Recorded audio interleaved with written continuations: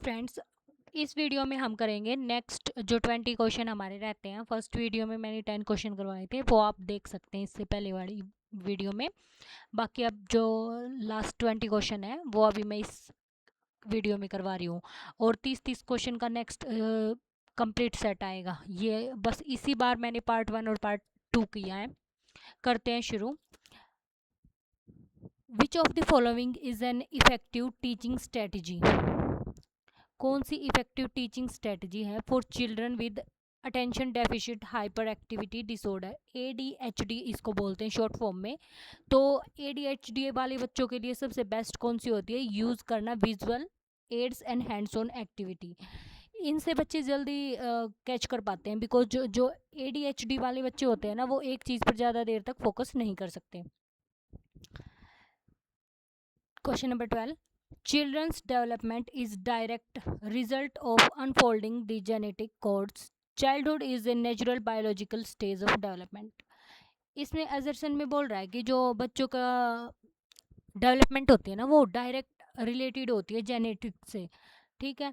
और जो childhood is natural biological stage of development, और जो चाइल्डहुड है खाली वो ही नेचुरल बायोलॉजिकल स्टेज है जिसमें दोनों ही बातें गलत है। क्योंकि जो चाइल्ड डेवलपमेंट होती है उसमें इन्वायरमेंट का भी सेम वो होता है रोल, जैसे कि जेनेटिक्स का होता है, हेरिडिटी और इन्वायरमेंट दोनों का ही होता है।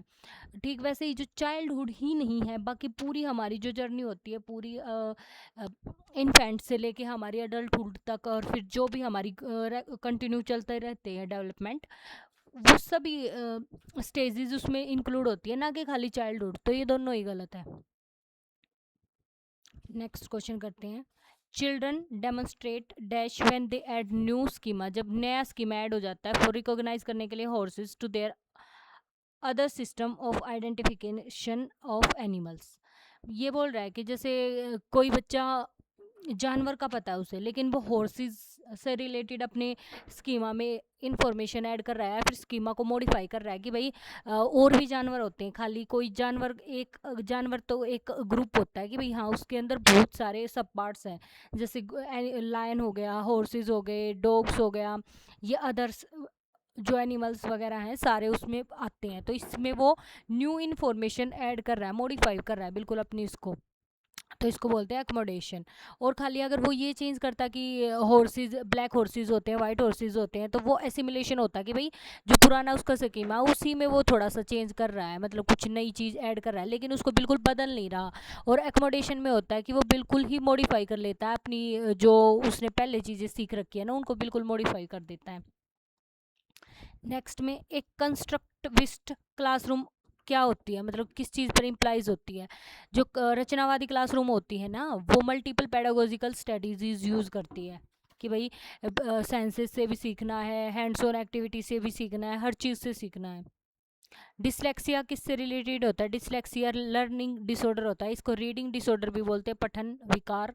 और डिसग्राफिया होता है लिखने से रिलेटेड, जो गंदी राइटिंग बच्चे लिखते हैं वो डिसग्राफिया का पार्ट होती है। डिसकैलकुलिया होता है कैलकुलेशन से रिलेटेड, जिसमें बच्चे कैलकुलेशन वगैरह में मिस्टेक करते हैं। इसके बाद आता है एजर्सन वाला, फिर से इंक्लूजन इनकॉपरेट करता है acceptance of difference and ensure करता है that all form of exclusion are remove. ये बोलता है कि बच्चे विभिन्नताओं को स्वीकार करना चाहिए, ये समावेशन यही बोलता है। और जो भी बच्चों को बहिष्कार करने वाली बातें हैं, या फिर जो भी उससे रिलेटेड है कि भाई बच्चों को नेग्लेक्ट किया जा रहा है, वो उन चीज़ों को रिमूव करता है। ये दोनों ही बातें बिल्कुल ट्रू हैं। उसके बाद बोलता है विविधता को एक बाधा के रूप में देखने के बजाय उसे एक महत्वपूर्ण रिसोर्स मानना चाहिए। बिल्कुल रिसोर्स के रूप में यूज़ करना चाहिए हमें डाइवर्सिटी को। तो दोनों बातें ठीक है और एक दूसरे का कंप्लीट ये एक्सप्लेन कर रही हैं। उसके बाद आता है constructivist approach of knowledge. Construct increase करती है स्टूडेंट टू, किस चीज़ में इनक्रेज करती है? रोट लर्निंग में नहीं। जब हम किसी चीज़ को एक्टिविटी से करते हैं या फिर अपने आप उसको एनालाइज करके करते हैं, तो उसमें रट्टाफिकेशन तो कहीं आता ही नहीं। फॉलो सिंगुलर वे, एक ही चीज़ को हम फॉलो थोड़ी करते हैं, हम तो बहुत सारी चीज़ें कि भाई एक चीज़ के लिए काफ़ी सॉल्यूशन या हाइपोथेसिस थीसिस बना के देख लेते हैं कि भाई कौन सी वाली यूज़ होगी, या फिर कौन सा सॉल्यूशन, कौन सा बेस्ट मेथड या सॉल्यूशन होगा किसी भी प्रॉब्लम के लिए। उसके बाद इंटरेक्ट और कोलैबोरेटिव पीयर्स, बिल्कुल ये ठीक है। उसके बाद लास्ट को भी एलिमिनेट करके देखते हैं कि cast off their culture, culture से बिल्कुल कट ऑफ थोड़ी ना करना है, कल्चर तो साथ लेके चलना है ना बच्चे को। तो इसमें आएगा थर्ड वाला कि इंटरेक्ट करो और कोलैबोरेट करो विद पीयर्स, अपने दोस्तों के साथ, अपने दोस्तों के साथ बातचीत करोगे या डिस्कस करोगे तो जल्दी सीखते हैं।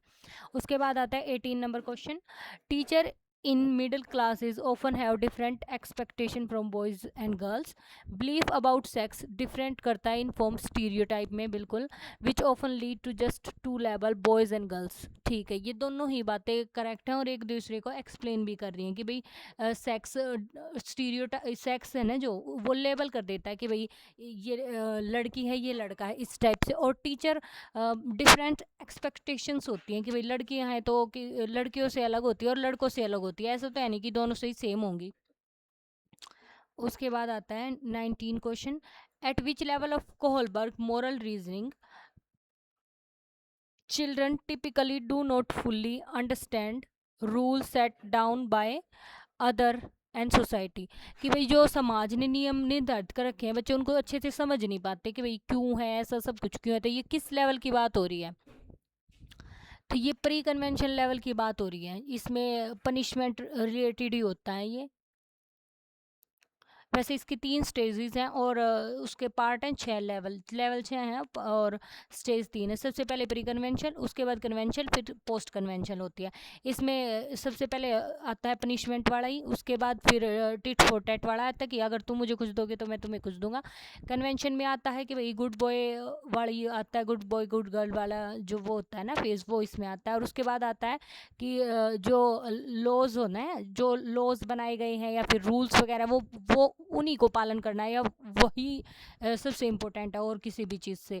उसके बाद आता है पोस्ट कन्वेंशन, इसमें अपनी वो आ जाते हैं कि भाई हमारी ज़रूरत के हिसाब से हम अपने जो नियम कानून है ना उनको बदल सकते हैं। और सबसे लास्ट वाली में आती है कि भाई बिल्कुल ही समाज के लिए हम सोचते हैं, समाज को ध्यान में रख के हमारे डिसीजन होते हैं, जैसे नेल्सन मंडेला, गांधी जी, ये सब, ये तीनों मैंने आपको करवा दिए हैं। नेक्स्ट में which of the following factor contribute करते हैं to growth and development during early childhood, जो अर्ली चाइल्डहुड होता है उसमें कल्चर भी करता है, न्यूट्रिशन भी करता है, प्ले भी करता है, क्वालिटी ऑफ एजुकेशन, चारों ही इंपॉर्टेंट रोल प्ले करते हैं। नेक्स्ट आता है टू इंश्योर करने के लिए assessment for learning, assessment for learning होता है जो ड्यूरिंग क्लासरूम होता है या फिर ड्यूरिंग लेक्चर होता है। जैसे अभी मैं आपको कोई लेक्चर पढ़ा रही हूँ और आप कोई मिस्टेक कर रहे हो तो मैं आपको वहीं पे करेक्ट कर रही हूँ, तो उसको बोलते हैं असेसमेंट फॉर लर्निंग।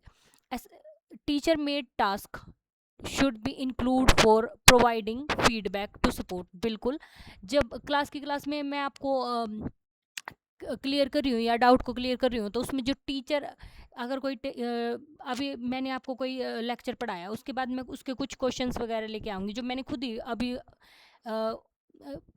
बिल्कुल एट द टाइम पे ही मैंने उनको फॉर्म किया है, और फिर आप लोग उनमें से उनके आंसर दोगे, कुछ के नहीं दोगे, तो वहाँ पे मैं बिल्कुल वो असेस कर पाऊंगी ना कि आपको कितना समझ आया और कितना नहीं समझ आया। तो टीचर के बनाए हुए जो टेस्ट होते हैं वो इसमें बिल्कुल बेनिफिशियल होते हैं फीडबैक के लिए, बजाय कि then use the standard outcome performance, मतलब स्टैंडर्ड वाले वो होते हैं जो एट द एंड होते हैं, या फिर जैसे बोर्ड बना के भेजता है बोर्ड वाले एग्ज़ाम, वो स्टैंडर्ड एग्ज़ाम्स की कैटेगरी में आते हैं। उनसे ये टीचर जो टेस्ट बनाता है ना वही असेसमेंट फॉर लर्निंग के लिए बेस्ट होते हैं, ना कि स्टैंडर्डाइज्ड टेस्ट होते हैं। उसके बाद बोला गया है कि स्टैंडर्डाइज्ड टेस्ट होते हैं ना are more aligning with assessment of learning, बिल्कुल, असेसमेंट ऑफ लर्निंग को बोलते हैं सबमेटिव लर्निंग जो एट द एंड होती है, और असेसमेंट फॉर लर्निंग को बोलते हैं जो फॉर्मेटिव लर्निंग होती है, क्लास के ड्यूरिंग क्लासरूम होती है। तो ये बात भी ठीक है और दोनों ही बात ठीक है और एक दूसरे को एक्सप्लेन कर रही हैं। 22 पे आते हैं, self regulation and impulsive control should be vital component of school curriculum. School curriculum में गुस्से को कंट्रोल करना या अपने बिहेवियर को कंट्रोल करना ये करिकुलम में ऐड होना चाहिए, बिल्कुल ठीक है। और सोशल जो इमोशनल है ना, इमोशनल स्किल्स लाइक हमारे अपने इमोशंस पर कितना कंट्रोल है, हम उनको कैसे रेगुलेट कर पाते हैं, ये हमारी हेल्प करते हैं लर्निंग के प्रोसेस में। दोनों बातें ठीक है और एक दूसरे को करेक्ट एक्सप्लेन कर रही हैं। उसके बाद आता है at any stage, 23 question, at any as the teacher should focus on what the child can not do rather than what they can do with the help or stop sport. अगर कोई mistake हो जाए तो उसको ignore करना। मैं भी आप लोगों की तरह स्टूडेंट ही हूँ, ये एक रिवीजन पर्पज से चल रही है, और अगर कुछ जैसे मैंने अपना एग्ज़ाम किया है तो मैं अपना एक्सपीरियंस आपके साथ शेयर कर रही हूँ कि भाई आप लोग कैसे अपना स्कोर कर सकते हो, कैसे एक ही बार में पेपर को क्लियर कर सकते हो। लेव Vygotsky proposed that learning should include only those behavior that the child can do independently। ये बात तो लेव Vygotsky ने बोली नहीं, इंडिपेंडेंट वाली तो उन्होंने तो बोला कि समाज के साथ, और दूसरा जो मोर नॉलेजेबल अदर वाला होता है उससे वो हमारी हेल्प करता है किसी चीज़ को सीखने में। और ऊपर वाले में भी सेम बात कही है, तो ये दोनों ही गलत है, दोनों ही इसका आएगा, बोथ आर फॉल्स। नेक्स्ट आता है जीन प्याजे की theory, intelligence is about the development. किससे रिलेटेड होती है कि जीन प्याजे के सिद्धांत में बुद्धिमत्ता किसके बारे में बात करती है, ये कोग्निशन के बारे में बात करती है, कोग्निटिव स्कीमास की बात करते हैं जीन प्याजे। नेक्स्ट क्वेश्चन इससे ही रिलेटेड है, देखो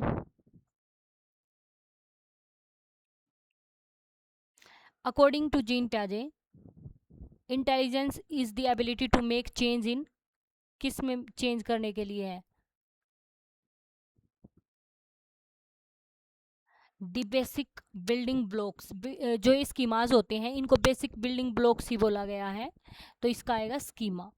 कि भाई प्याजे के अकॉर्डिंग कौन सी एबिलिटी है जो चेंजेस करती है, हम उनमें चेंज करते हैं और उनको बेसिक बिल्डिंग ब्लॉक्स बोला जाता है लर्निंग का, वो होते हैं स्कीमाज।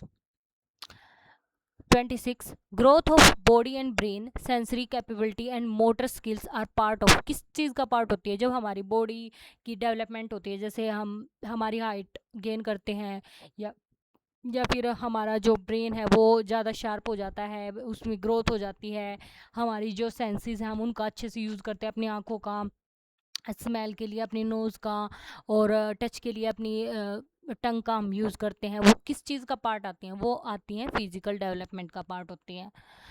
अच्छा, what should be the purpose of assessment, assessment का क्या पर्पस होता है, एनालाइज करना स्टूडेंट के रिस्पॉन्सेज को, बिल्कुल।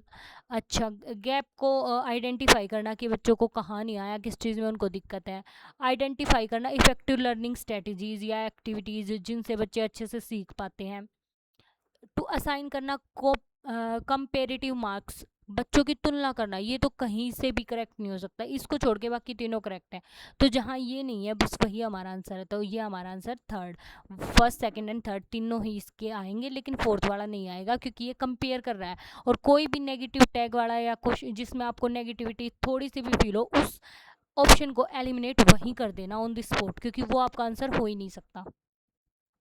नेक्स्ट में 28 पे आते हैं, teacher should not associate learning with strict discipline because children do not learn effectively in the environment of fear and stress. Stress के इन्वायरमेंट में तो हम ही नहीं काम कर पाते, तो बच्चे कैसे करेंगे, ज़्यादा डिसिप्लिन होगा तो बच्चे इरिटेट हो जाते हैं, फिर उनका मन नहीं लगता क्लास में। Early childhood is a sensitive period होता है फॉर डेवलपमेंट ऑफ लैंग्वेज, बिल्कुल ये बोला गया कि जब जो चाइल्डहुड का पीरियड होता है उसमें हम कितनी भी लैंग्वेज सीख सकते हैं, क्योंकि उस टाइम पे जो वो पीरियड है वो बहुत ज़्यादा सेंसिटिव है और बहुत ही क्रूशियल है लैंग्वेज डेवलपमेंट के लिए। तो ये दोनों बातें ठीक है, बट ये इसके साथ किसी भी तरीके से लिंक नहीं है ये बात, तो इसमें एक्सप्लेन वाला नहीं आएगा, ओनली फर्स्ट आएगा। अब लास्ट टू क्वेश्चन रह गए हैं, the process of problem solving are hindered by, किस कौन सी चीज़ बाधा उत्पन्न करती है समस्या समाधान में, तो प्रकार्यात्मक स्थिरता। अब ये क्या होती है, ये होती है रिजिडता, कि भाई जैसे मैंने कोई एक वे या कोई भी मेरा मेथड लगा लो कि मेरा पढ़ने का तरीका है, मैं सुबह ही पढ़ती हूँ शाम को नहीं पढ़ती, तो मैं एक चीज़ के उस फिक्स होगी ना, तो वो चीज़ भी मेरे लिए काफ़ी दिक्कत क्रिएट करेगी। क्या पता सुबह मेरे को नहीं आता उतना समझ शाम को आता हूँ, या फिर जैसे किसी बच्चे के लिए कोई सुबह पढ़ना किसी के लिए बेनिफिशियल, तो किसी के लिए कोई नाइट में पढ़ता है, तो ये हर चीज़ का जब हम देखेंगे ना, एक्सप्लोर करेंगे, तभी तो हमें पता चलेगा ना कौन सी चीज़ बेस्ट यूज़ हो सकती है, तो किसी भी एक चीज़ पर फिक्स नहीं होना है, अगर क्वेश्चन ऐसे इस टाइप से आते हैं तो वैसे अपने आप को ब्रॉड माइंड करके सोचना है कि भाई आप लोग क्या करते कि किसी चीज़ की आप फिक्स हो जाते, कोई भी चीज़ जैसे आप कर रहे हो उसके लिए आप फिक्स थोड़ी ना होते। लेविगोत्स्की की theory has been criticised for, किस लिए क्रिटिसाइज की गई थी? ये इनकी एक स्टूडेंट थी कैरोल गिल्गिन, उन्होंने की थी। और ये इसलिए की थी क्योंकि ये थे ना जो लड़कों को ज़्यादा प्रेफरेंस दे रहे थे, लड़कियों को नहीं दे रहे थे, तो ये जेनेटिक का भी रोल इन्होंने वो ओवरलुक कर दिया था। तो इस ये सेकंड वाला इसका आएगा कि भाई जेनेटिक रोल को और बायोलॉजी को इन्होंने बिल्कुल ओवरलुक कर दिया था।